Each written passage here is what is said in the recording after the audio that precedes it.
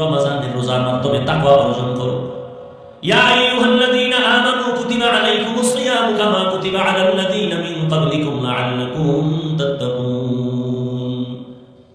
আর মাধ্যমে তাকওয়া অর্জন করো, আল্লাহর ভয়। কারণ রোজার দ্বারা অটো ভয় অন্তরে জমা হয়। ইফতারির আধা ঘন্টা সময় বাকি, সামনে খানা অলরেডি, পিপাসাও অনেক, এক বোতল পানি টান দিলে 3 লিটার থাকবে না। দর্শনার প্লেটের ইফতারি দেখা মনে মনে কয় তো আমার একারই হবে না। এই পরিমাণ ক্ষুধা, এই পরিমাণ পিপাসা ব্যক্তির যদি বলি তুমি দরজা জানালা বন্ধ করে ভেতরে গিয়ে তুমি পানি পান করো, কেউ দেখবে না, যাও, করবে নি? পানির মধ্যে ডুব দিয়া পানি পান করবে নি? কেন? হ্যাঁ, রোজার মাধ্যমে অটো অন্তরে ভয় চলে আসে। এজন্য রহমতের নবী আমার শুধুই রমজানে রোজা রাখেন নাই, এই যে শাবান চলতেছে এই মাসে নবী অনেক বেশি রোজা রেখেছেন। এমনকি নবী সপ্তাহের সোমবার এবং বৃহস্পতিবার নবী রোজা রেখেছেন। রোজা রাখলে শরীরের অনেক লাভ। মানুষ সুস্থ থাকতে চায় কিন্তু সুস্থতার ঔষধ নেয় না। রহমতের নবী যদি সপ্তাহে 2 দিন রোজা রাখেন, আপনিও যদি অভ্যাস করেন রোজা, দেখবেন আপনার প্রথমে একটু কষ্ট কষ্ট মনে হবে, কিন্তু পরে দেখবেন অভ্যাস হয়ে গেছে, সুস্থতা দরজা খুলে যাবে। 3 দিন রোজা খাবেন, 1 দিনের রোজায় ব্যালেন্স চলে আসবে।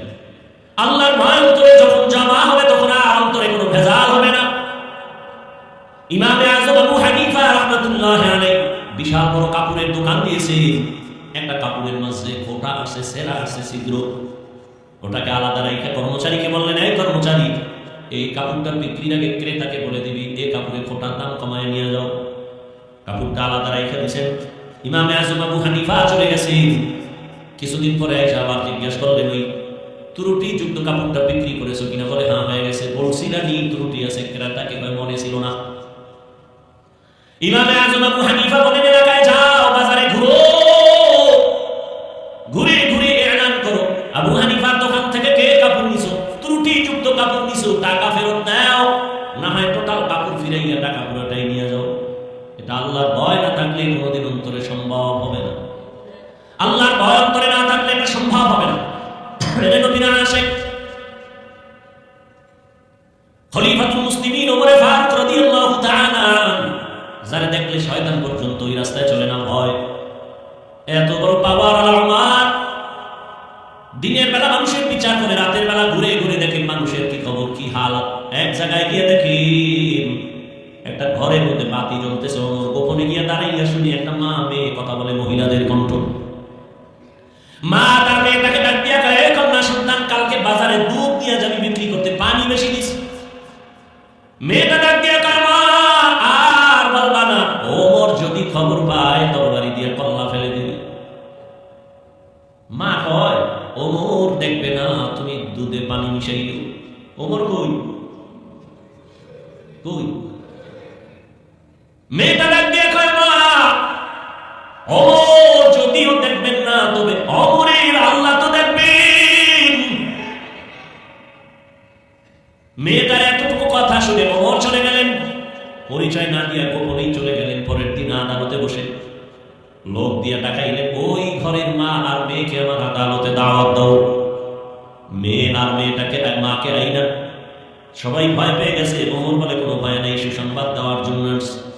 আরে আম্মা জান, আপনার মেয়েটা এত দামি কেন হলো? হাজারে এমন একটা কন্যা পাওয়া কঠিন। আপনার কপাল বড় ভালো, এমন একটা কন্যা পেয়েছেন। আপনি যদি রাজি হন, আমি ওমরের একটা দাবি, আমার ছেলের জন্য আপনার মেয়েটাকে বিবাহের বন্ধনে নিতে চাই। মা কত আনন্দিত, আমার মেয়েকে খলিফাতুল মুসলিমিন ওমর তার ছেলের জন্য নিতে চায়। আমি বড় ভাগ্যবতী মা, ওমরের ছেলের জন্য মেয়েকে দিয়ে দিছি। ওই মেয়ের ঔরসে আছে আরেকজন চাঁদের আলো নক্ষত্র, ওমর ইবনে আব্দুল আজিজ। আল্লাহর ভয়। চোখের সামনে তোমরা যারা নামাজ পড়ো না, রোজা রাখো না, পর্দা করো না রে বাবা, কিসের কারণে বলো? কয় টাকা পাওয়ার লোভে তুমি কার পেছনে ঘুরে ঘুরে নামাজ বাদ দিছো রে বাবা? জানুনি কে সে? যার পেছনে ঘুরিয়ে তুমি নামাজ ছাড়ছো কিছু টাকা পাওয়ার আশায়, সে তোমার জীবনের বড় দুশমন। ওই চান্দাবাজ আর ধান্দাবাজ সাথে যদি আঘাত লাগে তোমার দল থেকে নাম কাটবে না, কল্লা পর্যন্ত কেটে দিবি। দেখতে দেখতে তোমার হায়াত তো 30-এ কোঠা পারিয়ায় সামনে চলছে, কয়দিন আর বাঁচবারে বাবা। ইদানিং কালে যত মরণের খবর দেখি, বেশি বেশি যুবকরা মরে, অসুস্থরা কম মরে, সুস্থরাই বেশি মরে। করোনার ভেতরে যুবকের লাশ, ছাত্র জনতার আন্দোলনের যুবকের লাশ, ডেঙ্গুর মহামারী যুবকের লাশ, গাড়ির চাকার নিচে যুবকের লাশ, ঘুমের বিছানায় যুবকের লাশ। কয়দিন আর বাঁচবারে যুবক বাবা, মরিয়া তো যাবা, তবে আদর্শের যুবক হইয়া সম্মান নিয়া মরো। তুমি মইরাই গেছো, তোমার আর কোনো চিন্তা নাই, কিন্তু দুনিয়াতে রেখে গেছো তোমার সন্তান, তোমার পরিবার। তোমার চরিত্র যদি খারাপ হয়, এই তোমার সন্তানগুলো তোমার কারণে কোথাও লজ্জায় মুখ দেখাতে পারবে না, কুলাঙ্গার এবং বাপ হইলা। তোমার স্ত্রীও লজ্জায় মুখ দেখাতে পারবে না। প্রত্যেকটা মা বাবা যদি চিন্তা করতে, আমি একদিন মরিয়া যাব, কিন্তু এমন চরিত্র যেন না হয়, সন্তান যেন আমার কারণে মানুষের কাছে লজ্জা পেতে হয়, এমন চরিত্র যেন আমি না নেই। বাবার শুনালে যেন সন্তান সবার থেকে দোয়া পায়। প্রত্যেকটা স্বামী যদি চিন্তা করে, আমার স্ত্রী আমার আদর্শ দিয়ে যেন বড়াই করতে পারে, একজন ভালো স্বামী তোমার ছিল। মা যদি আদর্শওয়ালা মা হইয়া চলে যায়, সন্তান ওই মাকে নিয়ে গর্ব করবে, দোয়া করবে, মানুষের প্রশংসা করবে। প্রত্যেকটা বাবা সন্তানের যদি চিন্তা করে চলে, অনেক অন্যায় থেকে বেঁচে থাকতে পারবে। এই বাবা, ভালো করে মনে রাখিও, কোন বাবা যদি অন্য স্ত্রীর দিকে তুমি খারাপ নজরে তাকাও, তুমি 100% লিখে রাখো, তোমার স্ত্রীর দিকেও অন্যেরা খারাপ নজরে তাকাবে। তুমি যদি অন্যের মেয়ের দিকে খারাপ নজরে তাকাও, লিখে রাখবা তোমার মেয়ের দিকেও অন্যেরা খারাপ নজরে তাকাবে। তুমি কোনো অন্যের বোনের দিকে যদি খারাপ নজরে তাকাও, তোমার বোনের দিকে অন্যেরা খারাপ নজরে তাকাবে। এটাই দুনিয়ার নিয়ম।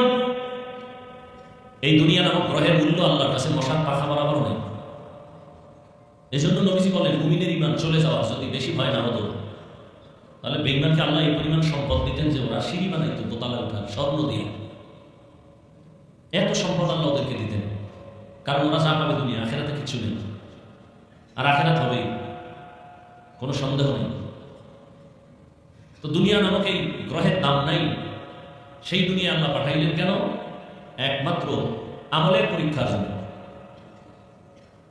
আমলের পরীক্ষা দাও।